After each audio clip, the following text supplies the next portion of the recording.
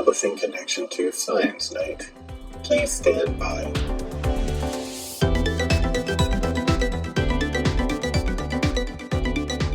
Welcome back to another edition of the Science Night podcast. We're back with a new season, a new logo, but the same world-class scicomm that you have come to expect and tolerate. But if it's your first time hearing us, my name is James, and with me, as always, is Steffi. Hey. And Jason. What's up? And tonight, we're recapping our summer of scicomm, talking about some robots with self-destructive behaviors, writing on water, and we'll finish up with a story about how our bodies are not prepped for launch quite yet. There's so much to do in this season premiere of season 4 of the podcast, so let's get into it. We're starting up a new year, and just like everyone on their first day back from summer vacation, I feel like we gotta talk about what we did over our summer of scicomm.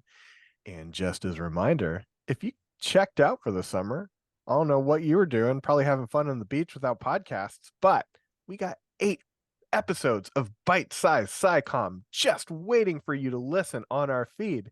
So what did we do this summer? I went to the best 4 days in gaming, Gen Con in beautiful Indianapolis, Indiana, where you can see one of the best sunsets you'll ever lay eyes on. That was really fun. That was fun. I love going to Gen Con. I live there every day, but there are only 4 days of the year that are the best days in gaming. That's true. The rest of the days of the year are the second best days in gaming, I guess. My experiment is running. Like, we built it for 3.5 years and we turned it on this summer, and it works. It works. Nobody like tripped over the extension cord and it shut off right after you started it or anything like that. And you all turn around, you're like, Melvin. Okay, so there was this day where half the control room power went out because someone hit a circuit breaker in the hallway, and then fixing that, they cut the power to the other half of the control room, and then that did not go well from the rest of the day. So conclusion, that happened. Mm-hmm. But we're fine now. That's all that matters, right? Yeah. There's nowhere to go but up. And also around, because it is a circular tokamak. So that's I guess right. that's too. correct. Yeah. Yep. Jason, what'd you do this summer? Anything fun? You know, actually I did. My family and I took a cruise up to Alaska, which was amazing. And one of the things that made that really special is that my mother-in-law was with us. And she had been on a cruise about 10 years ago to the same area, right? And we cruised through Glacier Bay. And it was really important for me to have my children see Glacier Bay now so they can understand sort of what climate change means and what it's doing to pristine environments like that, which, by the way, are still just absolutely breathtaking. But my mother-in-law, who had been on this trip about 10 years earlier, was really saddened by how much it looked different. The glaciers were much further receded than she remembers them. They couldn't get close enough because we couldn't get as close as she was able to get previously because the ecosystems are sort of breaking down a little bit, and they were trying to keep ships farther away. And she kept saying, you know, how did we let this get so bad? We have to tell people about this. And it was really, I thought it was really impactful for my kids to hear someone of her generation talking about this, because they hear about it all the time and think about it all the time, right? What is their world going to be like when climate continues to change? And my mother-in-law, her generation, they don't think about that. And, you know, they don't think about it the same way. So I thought it was really cool. But also really sad. Yeah. I've been running a couple of focus groups where we talk about energy transitions and things like that. And on a daily basis, like, I am thinking about climate change and the pressure to do something about it. So it's just like my norm. And so when you're engaging these people to think about that for 4 hours, I had them like say one word at the end of the day to like describe where they were at. And several people said just depressing. And I'm like, oh no, this is like my norm. Let's not do it. Yeah. You know, this kind of Right. was the summer of climate change, right? We had wildfires everywhere. We had giant storms also everywhere, similarly everywhere, just not where the fires were, which was kind of inconvenient. I Mhm. live in New England, so we were in a perpetual state of either like choked out by smoke from Canadian wildfires or drowning in weeks and weeks and weeks of rain. Famously, the state in which I call home, Vermont, the governor had to take a kayak to work. So that was, that was very Vermont, but also kind of sad because our entire capital was literally underwater. So I guess that was my fun summer vacation. To further underscore that, James, this summer was the summer of climate change. And I think the same thing can be said for the last 5 or 6 summers, right? And it's Yeah. worse Right. every year. And that, I think, is what really is sounding the alarm for Mhm. maybe a generation that wasn't thinking about it as much as they need to be now. It is like depressing when you get into the weeds and think about it, but when you think about the technology coming down the line and the Sure. innovations that people are able to do now because we've advanced with a lot of different, sectors of technology, like that gives me hope. Yeah. Yeah. Speaking about hopeful advanced technologies, let's move to our first story. Here at the Science Night podcast, we pride ourselves on bringing you some of the stranger things coming out of the scientific enterprise, so it shouldn't surprise you that when I saw a story about a soft robot that can self-destruct by melting into a pile of goo, I sprinted to the Google Doc for this episode to add it. Now, before we talk Mhm. about the uses for this device, let's talk about, before we talk about the uses for this device, let's talk about the actual story itself. So, a team from Seoul National University has developed a robot made of a material that, when exposed to an internal UV light, melts into a puddle of goo, which would be great for sustainability since we wouldn't have a bunch of discarded tiny robots just laying around choking up our streets.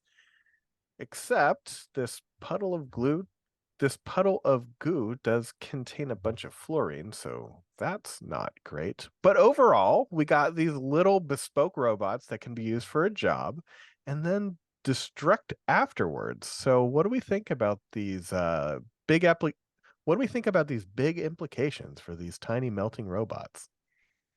First of all, they're really cute. Like the Yeah. little example, Yeah. like if you look at the first thing image you see is the gooified Mhm. robot at the end of its life cycle, and then you see this tiny little four-legged inchworm little Yeah, robot, inchworm. That's a very good right? descriptor, right? Yeah. Like I was Yeah, thinking about just watching it move. yeah, and then I think it's fascinating because historically, we look at like robots that we're familiar with, and they're very rigid, and they can only travel in certain terrains to do certain tasks. But when you go to this like soft robot model, they can navigate in more spaces. They can Mhm. articulate and interact with more delicate tissue and things like that. So I find that fascinating. And then Yeah. you throw in like the self-destruct capability. It's Yeah. wild.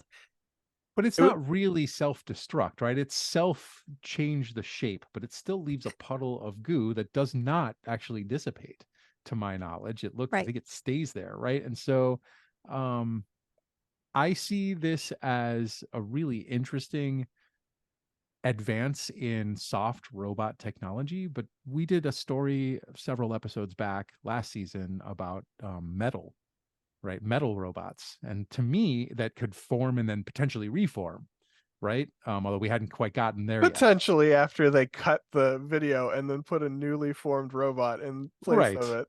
Understood. I get Magic it. happens. But nevertheless, that, that seems infinitely more possible than like taking the UV exposure away from this plastic robot, right?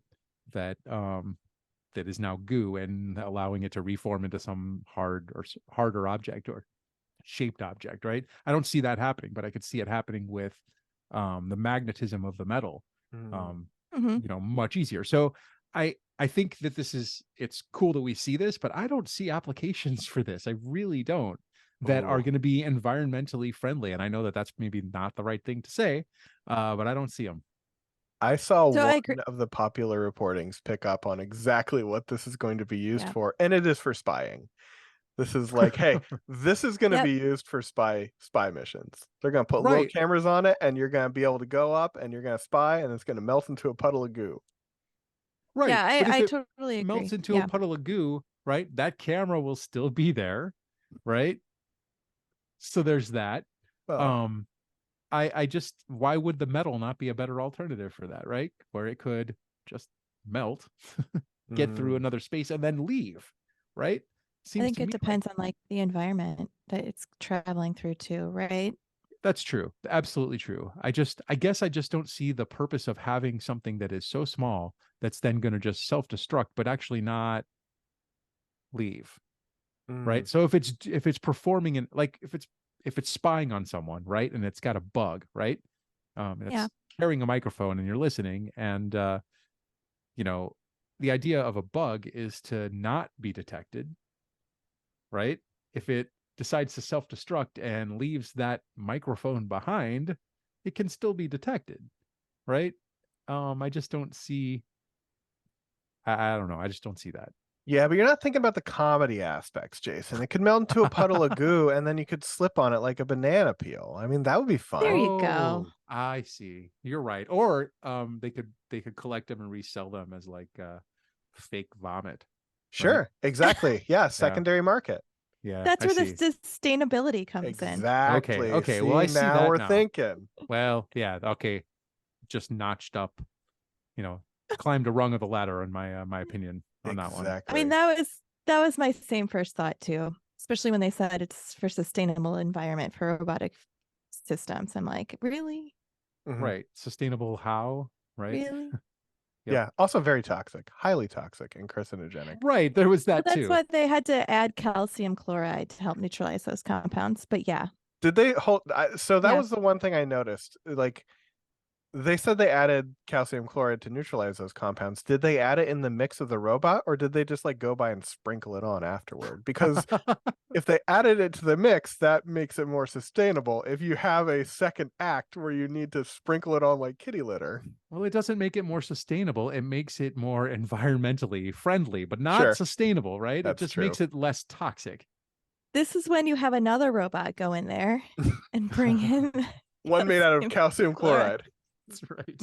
That's right. That's right. Because it defeats the purpose of having this inchworm inch its way into a Yeah. spying location if you then have to go Right. in manually and dump No, I read it as it was calcium mixed chloride. in. But now I Okay. have this picture of another little calcium chloride inchworm carrying and dropping and then going back.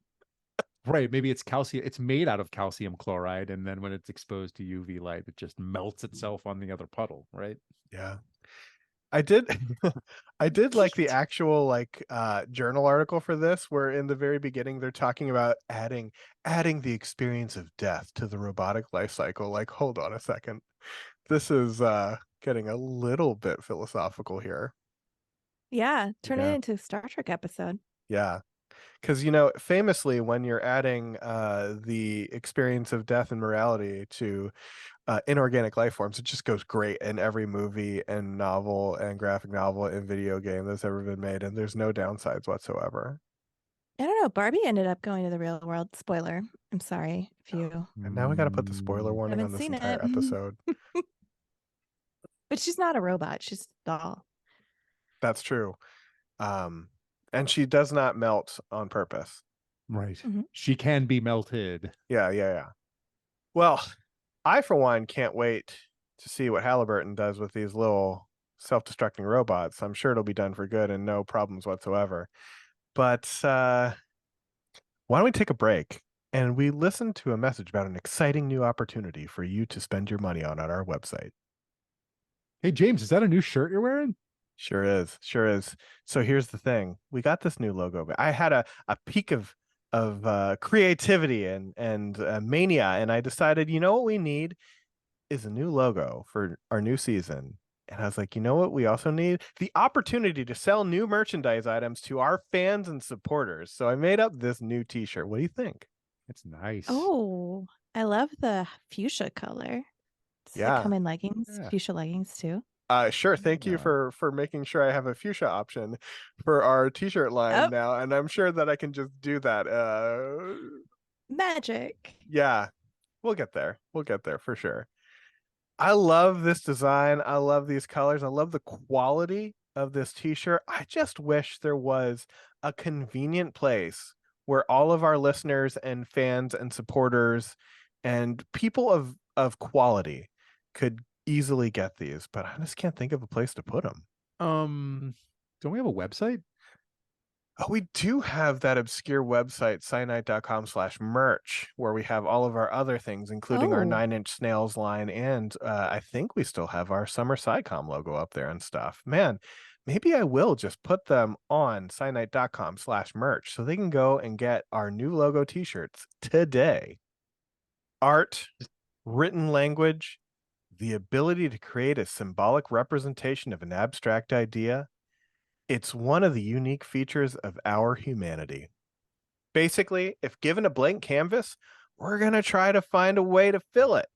And a new pen may have locked a whole new medium. A joint effort between Johannes Gutenberg University in Germany and Kaohsiung University of Science and Technology in China has created a 50-micron wide bead that can create an image on water by exchanging ions, creating a slightly more acidic trail behind it, which then pulls in particles, creating lines that are visible under a microscope. Basically, it is like an aquatic etch-a-sketch. So, what do we think about the opportunity to write on water, write or draw on water? It's so tiny. Yeah. Like it's so precise. So when we're talking about like a 50 micron wide beam, the human hair is 70 microns. Yep, So exactly. This is so small. It is. Thus the need for a microscope. Mhm. Speaking of things that we can't immediately find an application for, Jason, what do you think about this story? It's going to be used for spying, right? I mean, Yeah. that's all I could think of. It's like this is how you write on microfilm or whatever the equivalent in water is now. I'm not sure. It's cool. It's really an interesting way to um think about writing something that doesn't have permanence. Although Mhm. that was the argument, but I'm not sure that that's true because the water pH has changed, and I don't think that just dissipates, right? I don't know that that's the pH is going to go back to what it was before, and so they drop this this more acidic water. They make the water more acidic, right? Mhm. It's not going to go back and be Well, more So neutral. so eventually, locally it is, right? Yeah. Like nature likes to find the minimum energy state, Right, of minimum course, of any course. kind of state. So you're going to get some dissipation anytime there's a gradient in any kind of phenomenon. So that's why this one will only last for like 15 minutes because you're going to get some transport of the Right, material. but overall, it's still going to change the pH of that, I see what you're saying. right, of the total volume of water that's there. And so, I don't see how that this is going to have like large scale applications by any stretch, because when you start introducing water with that much acidity in it, right, into environments without neutralizing that, which then adds all sorts of other potential contaminants into the environment, you've got a real problem, right? So um, I see the novelty of this. I think it's great. The biggest, you know, application that was spun at the very outset of this article was about new applications for art, Mhm. which is awesome. That's fantastic. Mhm. But that's, I think, where maybe it ends, right? Yeah. And so, I'm not sure what the applicability of this kind of technology will be. Now, that said, I am always excited to see when something is used for something new, and so I look forward to seeing where this may go, assuming it's used for good. I You know, think that's what, fundamental science. Sometimes it's really hard to understand Right. where the potential could go until Exactly. you're like decades down the line and you're like, oh my gosh, how did we get from ionizing gas to fusion energy? Exactly. So, science for science discovery's sake, I am fully in support of. Mhm. I think this is cool, very cool, and you know, and a very cool application. I don't at this point see how this is going to be used for anything. You know, maybe that's the reason we got to talk about stuff like this, is so we can be like, hey, you're going to read a popular reporting thing and they're going to be like, this is dumb. Why did they do it? But like, we got to remember, like one drop in the scientific method leads to other drops potentially, or it just is a dead end and nothing happens. But that's also fun too. Then we get to learn about how things don't work. But yeah, like there are unexpected things that could happen. You know, potentially there is an entire gantry system that is moving. But I guess what we didn't talk about is that the bead itself is not moving, the water is moving around it. So there's like a very, very finely tuned table, motorized table, that's like moving the water around, so you're not like splashing water everywhere, and you can actually keep these lines. So it could turn out that that is the thing that like changes the world down the road. Yeah. Yeah, exactly. There could be all sorts of other, you know, things that are necessary to make this work that might have applicability somewhere else, and that's what comes from this, right? Yeah. And so you're absolutely right. I think you know, we fail to see the importance of science when we look for absolute applicability at the outset, and that is one of the fundamental differences between approaches to science that are funded by, say, the National Science Foundation, versus where they you know, where they adopt that approach, right? Science for discovery itself is important. Whereas the National Institutes of Health, you have to have a health application, and it has to be clear how putting money toward this particular research is going to advance a cure or a treatment, or understand a medical phenomenon in a different way. And so, you know, the applicability is seen immediately, right? It has to be at the forefront. Yeah, totally agree. I'm also going to go back to like how they're changing the pH really quick. Nice, please. Yeah, so in this case, like historically, when we think of changing the pH of a fluid, you're changing the composition of like the chemicals in there. You're adding something to it. I'm going to give an example. Has anyone had like butterfly blue tea or blue tea? Yes. Yeah, where you add it's like this cobalt blue, and then you add lemon juice to it to change the pH, and then it turns bright purple. Pretty amazing. You're not actually changing the composition in here. They're using the device to exchange ions in the material around it to change the pH. So it's then you have different levels of pH. Yeah. So then in this case, it's a reversible process locally. Thank you for clarifying that. So that makes it a lot more potentially applicable or usable on a large scale, right? Sure. So my misunderstanding of that. That still also gives you like the lifetime is limited too. Interesting.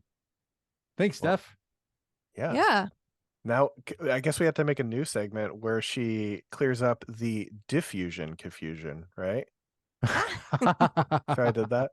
That's very good. Well, why don't we move on to another topic that has both discovery and health implications. Space. It's the final frontier, but our squishy human bodies are the product of millions of years of evolution to thrive in our very earthling environment. Radiation, lack of gravity, even the months of isolation are almost as big a hurdle as the engineering breakthroughs necessary to boldly go where no person has gone before. But in an article for The Conversation, Rachel Seidler describes all the fancy science being done to find ways to protect our astronauts. So what do we think about this other side of this space travel conundrum that we maybe don't hear about so much? We're always thinking about like rockets and things. Oh no, you can't. That was a great intro and you missed it. Oh, I'm so sorry, Steffi. You're not going to be able to experience that for the first time. That's right.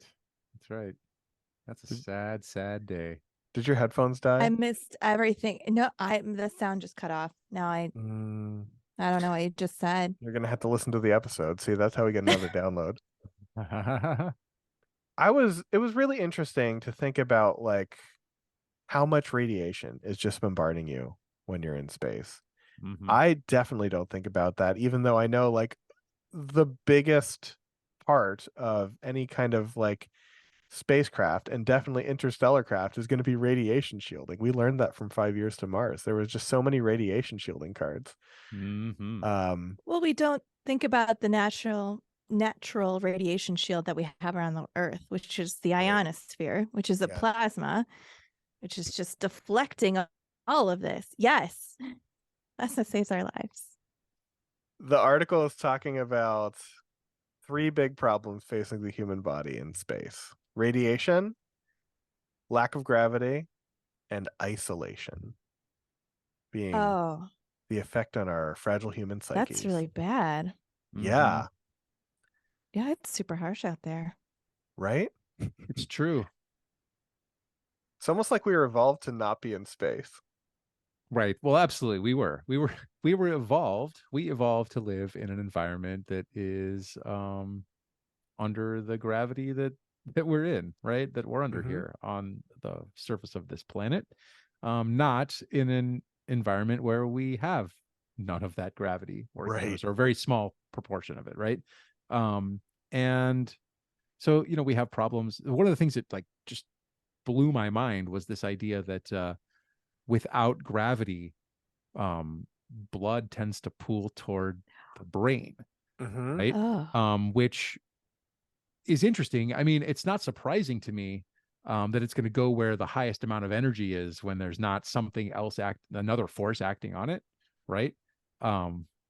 But that, to me, that was strange. And so what it ends up doing is, swelling the areas that, really inflating those blood vessels around the brain. And then the brain, sits a little bit higher up in the skull too, because there's not gravity pulling down. And so it oh my pushes it up gosh. against the top of the skull. And this can actually lead to problems with vision because the back of the eye gets flattened a little bit. And so astronauts have complained about this, that it affects their vision. It doesn't completely cut them off from seeing, but it Yeah. does change their vision, make it considerably less precise than it was. And that anecdotally can last for a long time after they return, before that wow. restores. So that to me was like blew my mind. I had no idea about that. And most of the stuff that I'm aware of, just based on my history of, interest in bone research, is the microgravity effects on bone, right, and muscle. Mhm. And so, without gravity working on the bones, there's a lot of bone loss, right, from disuse, because our muscles typically pull on our bones. They pull on them, they bend them, and that creates all sorts of micro cracks in our bones, which causes the bone to turn over and make itself strong again. When you don't have that happening, bone cells that just eat away bone that's old will continue to ramp up, but you're not going to be forming new bone because there's not going to be forming these cracks, and so you end up losing bone mass from disuse. You can also lose muscle mass in space without the gravity effects.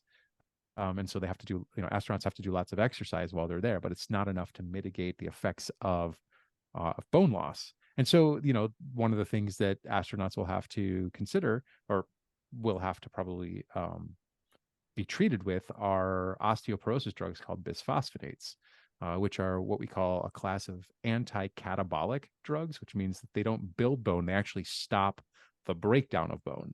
And so you give that to osteoporosis patients because you want to stop them from losing more bone than they need to, right?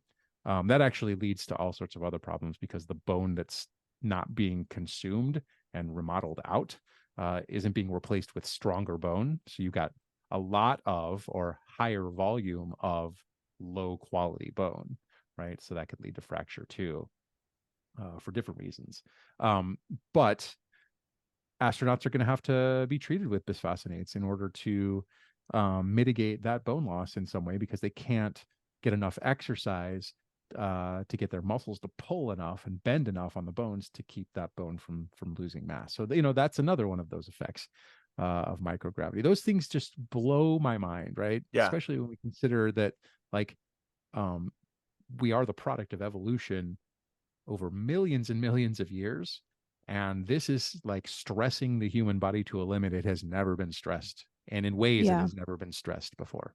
Well, and it's also kind of, it's demonstrating another thing where there's all this hype about colonizing other places, right? There's this big push to do that as like the way to save humanity.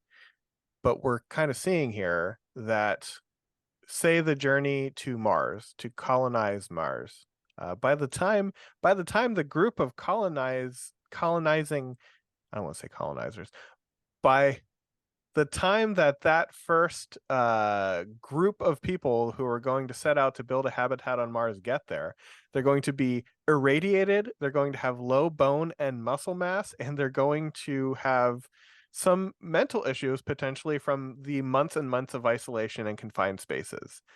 So they're going to get to Mars not in a great shape, where they're going to have to build a new established community on a planet that is not very hospitable. I mean, it just doesn't seem like a great answer. And maybe a better answer is to, like, hey, we got a planet that we are like built to be on right now.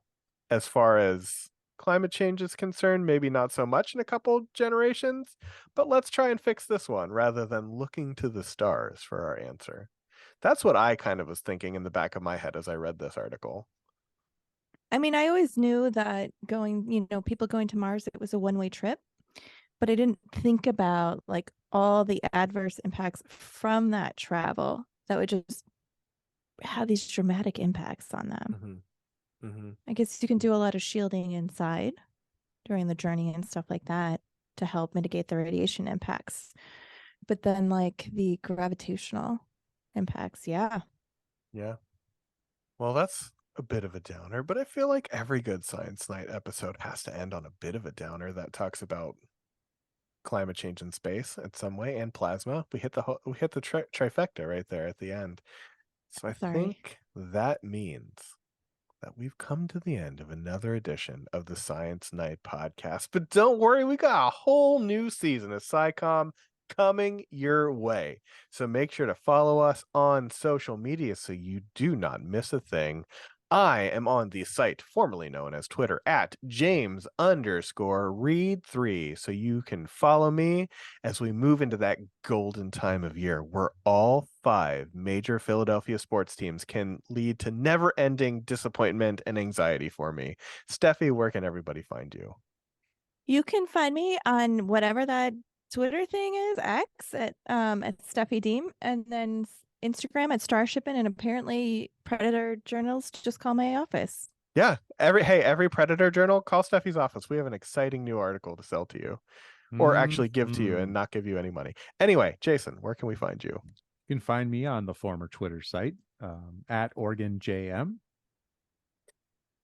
And yeah, that's where you can find me. I have nowhere else. That was a very abrupt ending. Yeah, I don't know. I'm not very hopeful I'm going to be there much longer. Yeah, the upward inflection threw me. I'm not going to lie. Yeah, I know. It's I wasn't sure. I don't know where to go. Yeah, I don't know where to go. Me neither. To I'm space. Lost right now. Seems like Mars is the best place to go. It's scary out there. I'll send my @ to Mars. I'll keep my body here, but I will send my @ James_Reed3 to Mars. Follow the show on Twitter at SciNightPod and Threads at SciNight, and visit our home on the web, SciNight.com, for links to all our social media, past episodes, the stories we talk about, the people we talk to, and our new merch. Remember, we had a whole commercial about this merch. Go buy it. It's great. There is so much to see, and you can see it all at SciNight.com.